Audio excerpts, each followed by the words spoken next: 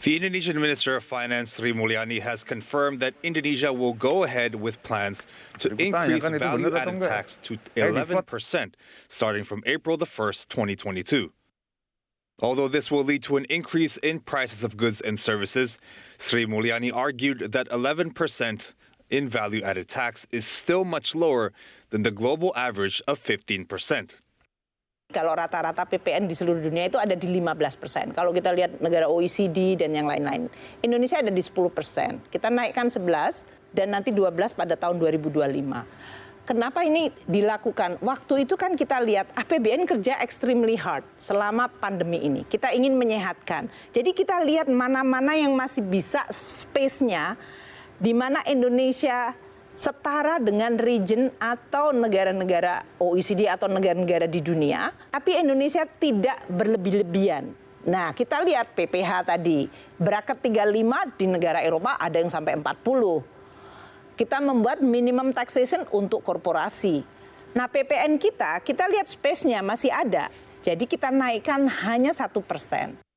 However, economist and director of the Center of Economic and Law Studies think tank, Bima Yudhistira, believes that the move to raise value-added tax is too aggressive and that the Indonesian government has the ability to suspend these plans. According to Bima, there are other potential sources for additional tax revenue, such as windfall taxes on commodities. Pemerintah sebenarnya harus melihat bahwa tekanan biaya hidup sekarang ini sedang naik tinggi. Tidak hanya di Indonesia, tapi di negara lainnya.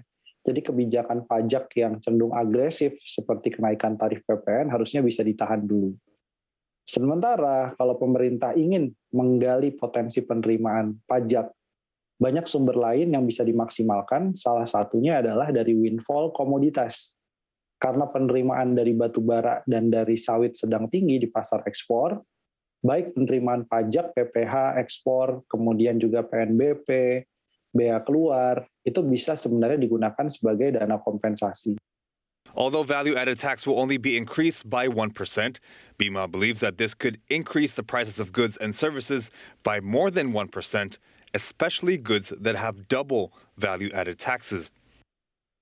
Meanwhile, the price of food commodities such as chicken eggs and chicken meat could see price increases by more than 1%. This is because the cost of logistics for food commodities could also increase as a result of the raising of value-added tax. Kalaupun dilakukan 11%, ini sangat berdampak sekali terhadap kenaikan. Jadi ada perhitungannya gitu. Katakanlah daging ayam, mereka kan untuk memproduksi itu 1,6 kg. Itu dengan pertambahan bobot badan sekian, kemudian dimasukkan PPN 11%, itu kenaikan berpotensi mencapai 26% dari harga yang saat ini gitu kan. Jadi kalaupun harga saat ini katakanlah per kilonya 35.000, dia kan bisa dengan kasus situational market saat ini ditambah dengan pasar musiman gitu kan, itu kan bisa berpotensi mencapai 60.000 per kilogram.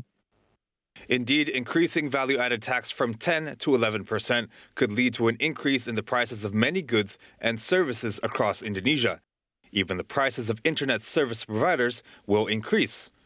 Only time will tell if Indonesians will be able to sustain this increase in prices.